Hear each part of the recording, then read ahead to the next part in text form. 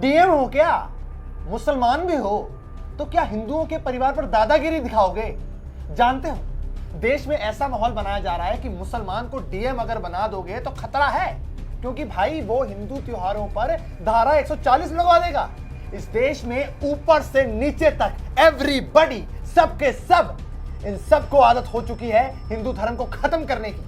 आपको एक खबर ऐसी बताने वाले हैं जिसे सुनकर आप इतना शॉक्ड हो जाएंगे कि भैया एक आदमी को डीएम बनाया जाता है, अगर वो मुसलमान हो हिंदू हो उससे कोई फर्क नहीं पड़ता, लेकिन अगर वो ताकत का धार्मिक तरीकों में गलत इस्तेमाल कर रहा है तो शायद इस देश की जनता को सोचना पड़ेगा। राजस्थान के झुंझुनू जिले में दीपावली पर धारा 144 लागू करने के आदेश को आखिरकार संशोधित करना ही पड़ा।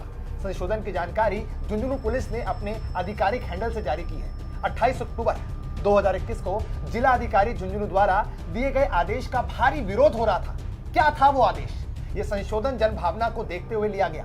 इस संबंध में पहला आदेश जारी होने के 2 दिन बाद 30 अक्टूबर 2021 को जारी किए गए अपने आदेश में डीएम झुंझुनू आईएएस उमरदीन खान ने बदलाव किए हैं। नए आदेश में पेट्रोल पंप, गैस गोदाम के साथ धर्मस्थलों और अस्पतालों के पास पटाखे फोड़ने की अनुमति नहीं है। इसी के साथ सभी को सुप्रीम कोर्ट के निर्देश का पालन करने को कहा गया।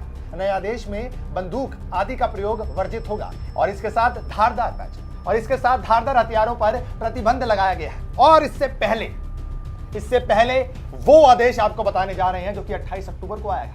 28 अक्टूबर 2021 को झुंझुनू जिले में दीपावली त्योहार के चलते धारा 144 लागू करने के आदेश जारी कर दिए गए थे।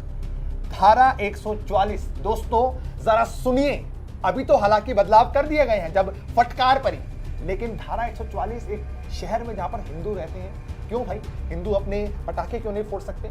इस बात की जानकारी झुंझुनू पुलिस ने अपने आधिकारिक ट्विटर हैंडल से भी प्रकाशित की थी। ट्वीट में यह भी बताया गया था कि आदेश जिला अधिकारी झुंझुनू उमरद्दीन खान द्वारा दिया गया है। जिला अधिकारी झुंझुनू आईएएस उमरद्दीन खान राजस्थान कैडर के 2008 बैच के हैं। इससे पहले वो राजस्थान परिवहन में एग्जीक्यूटिव डायरेक्टर ट्रैफिक थे। कुछ ही समय में 28 अक्टूबर 2021 का आदेश सोशल मीडिया पर वायरल हो गया था। इसी के साथ इस पर भारी विरोध भी होने लगा था। राजस्थान में अजमेर के डिप्टी मेयर नीरज जैन ने इस पर कड़ी आपत्ति दर्ज कराई थी। अरे क्यों ना आपत्ति करें भाई, आप एक मुसलमान है तो इसका मतलब यह है कि आप एक शहर में धारा 144 लगा देंगे बिना किसी वजह के, जबकि उस शहर में किसी तरह का दंगा नहीं हुआ था। लेकिन फिर भी दीपावली आ रही है, उसको अच्छे से पता था कोई लोग बाहर निकलेंगे, पटाखे फोड़ेंगे, उसको अच्छे से पता था और वो चाहता था कि लोग बाहर निकलें और वो उनको धारा 144 के बावजूद भी वो मतलब लोग तो ऑब्वियसली जो है धारा 144 का उल्लंघन करेंगे क्योंकि पटाखे लोगों को फोड़ने हैं और वो यही चाहता था।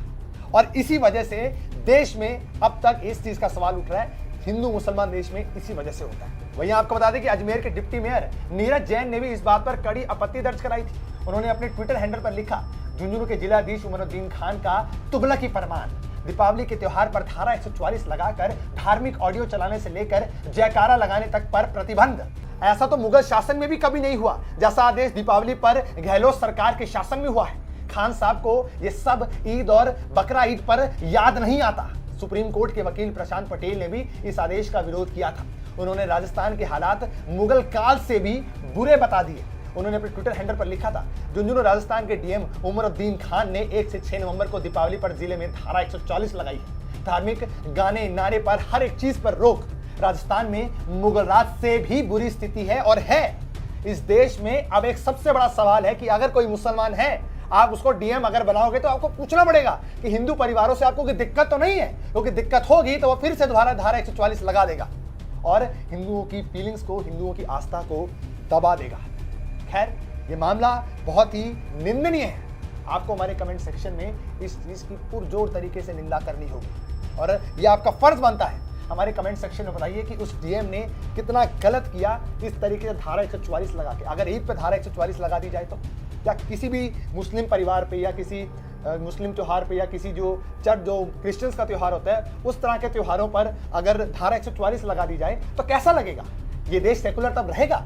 तब तो नहीं रहेगा। लेकिन जब हिंदुओं की बात आती है तब कोई नहीं बोलता और लिब्रांडू वो अब भी चुप रहेंगे, उनको कोई फर्क नहीं पड़ता। लेकिन जब बात मुस्लिम और क्रिश्चियंस की हो, ये लोग चीख चीख के सामने आते हैं।